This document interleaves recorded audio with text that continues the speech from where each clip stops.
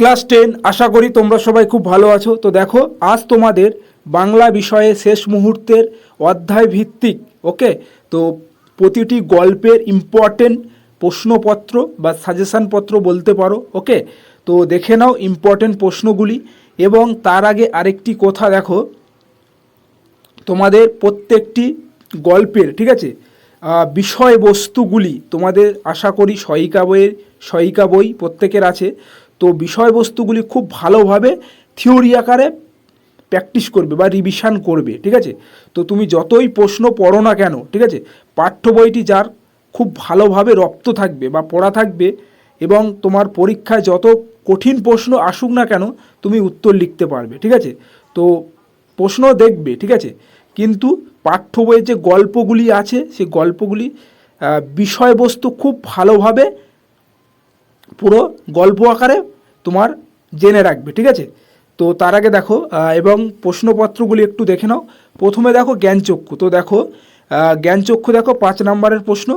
তো দেখো কি দেওয়া আছে তোমার যে এবছরে জ্ঞানচক্ষু একটি টিপস দেখো তোমার এবছর জ্ঞানচক্ষু গল্প থেকে 3 নম্বরের প্রশ্ন আসার সম্ভাবনা প্রায় নেই, ঠিক আছে। তো 3 নম্বরের প্রশ্ন আসার সম্ভাবনা নেই, কিন্তু 5 নম্বরের প্রশ্ন আসবে, ঠিক আছে, আসার সম্ভাবনা বেশি। তো চাইলে তুমি 3 নম্বরের প্রশ্ন তুমি তোমাদের সহায়িকা থেকে পড়তে পারো, কিন্তু দেখো 5 নম্বরের ইম্পর্টেন্ট বা গুরুত্বপূর্ণ প্রশ্নপত্র দেখো একের দাগের প্রশ্ন দেখো, পৃথিবীতে এমন অলৌকিক ঘটনা ঘটেও, ঠিক আছে, কোন ঘটনাকে অলৌকিক বলা, সেই ঘটনার প্রতিক্রিয়া কি হয়েছে, ঠিক আছে, জ্ঞানচক্ষু গল্প অনুসারে বুঝিয়ে দাও। তো দেখো এই যে প্রশ্নটি, ঠিক আছে, তো এই 5 নম্বরের প্রশ্নটি দেখো কত রকমভাবে আর আসতে পারে, ঠিক আছে, ঘুরিয়ে ফিরিয়ে। তো দেখো এই একটি প্রশ্ন করো, তোমার 4টি প্রশ্নের উত্তর হয়ে যাবে, ঠিক আছে, খুব ভালোভাবে।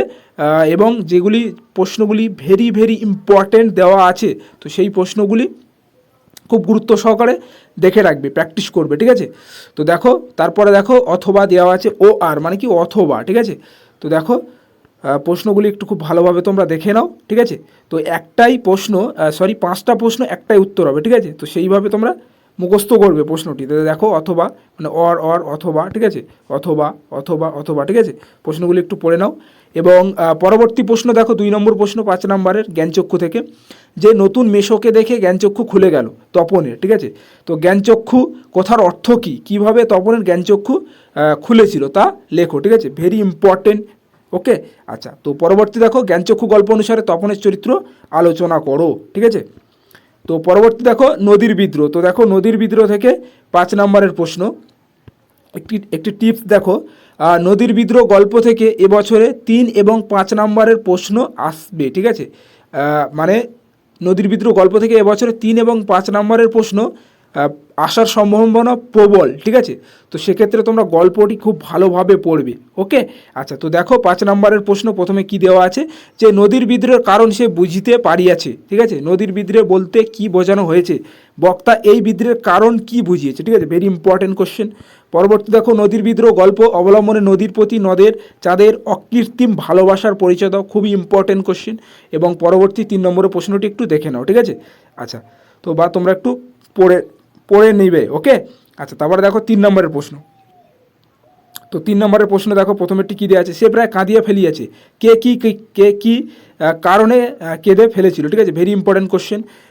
তারপরে অথবা 2 নম্বর প্রশ্নটি একটু দেখে নাও, ঠিক আছে, কই এ ঘটনা তো আমাকে বলেনি বক্তাকে, সে কোন ঘটনার জানতে চেয়েছে, ঠিক আছে। অথবা দেখো এই প্রশ্নটি 2-এর দাগের অথবা প্রশ্নটি দেখো, ঠিক আছে, মনে হয় দুঃখের লজ্জায় ঘৃণায় নিজেকে যেন মাটির সঙ্গে মিশিয়ে যায়, বক্তা কে, তার এরকম অনুভূতি, এটা অনুভূতি হবে, ঠিক আছে।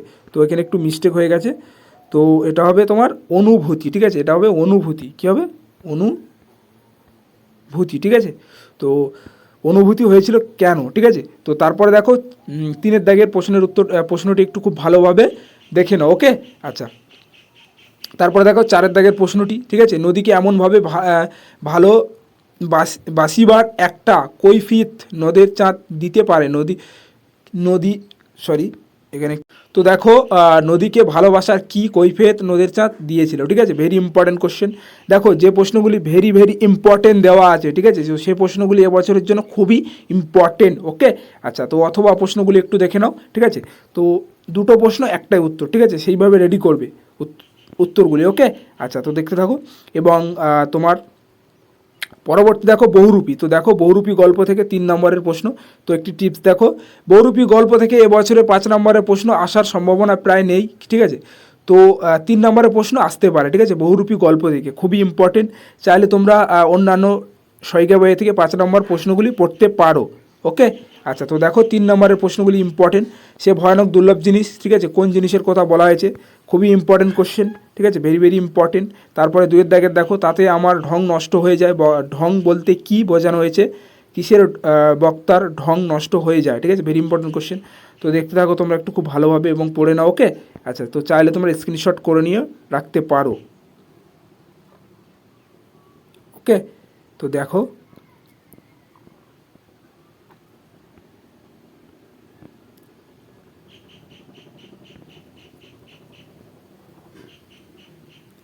পরবর্তী দেখো তোমার অদল বদল। তো দেখো অদল বদল গল্প থেকে, তো দেখো অদল বদল গল্প থেকে দেখো 5 নম্বরের প্রশ্ন এবং একটি বিশেষ টিপস দেখো, যে অদল বদল গল্প থেকে এবছরে 3 নম্বরের প্রশ্ন মানে আসার সম্ভাবনা নেই, ঠিক আছে।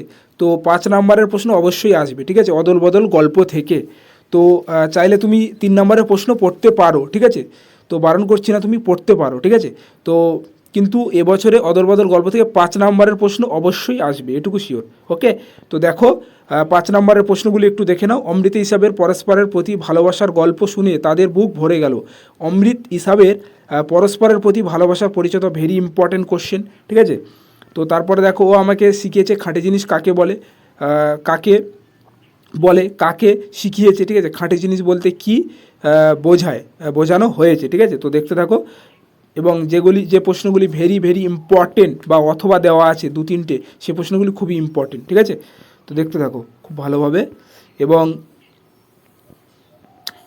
পরবর্তী দেখো তোমার পথের দাবি। তো দেখো পথের দাবি থেকে, তো পথের দাবি গুরুত্বপূর্ণ প্রশ্নপত্রগুলি একটু দেখো 3 নম্বরের জন্য, ঠিক আছে। এবছরে পথের দাবি গল্প থেকে 3 নম্বর মানের প্রশ্ন আসার সম্ভাবনা বেশি, ঠিক আছে। তো 3 নম্বরের প্রশ্ন তোমার পথের দাবি গল্প থেকে এবছরে আসার সম্ভাবনা প্রবল, ঠিক আছে, আসতে পারে, ঠিক আছে, কিন্তু 5 নম্বরের প্রশ্ন আসবে না এবছরে, ঠিক আছে, পথের দাবি থেকে। তো দেখো ইম্পর্টেন্ট প্রশ্নপত্র, পথের দাবি 3 নম্বরের প্রশ্ন।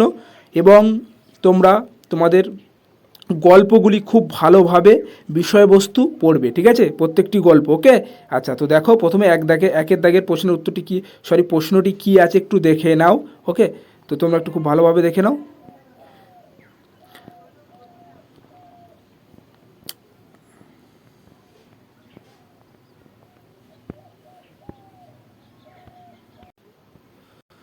দেখে নাও খুব ভালোভাবে। ওকে, পথের দাবি গল্পের প্রশ্নপত্র।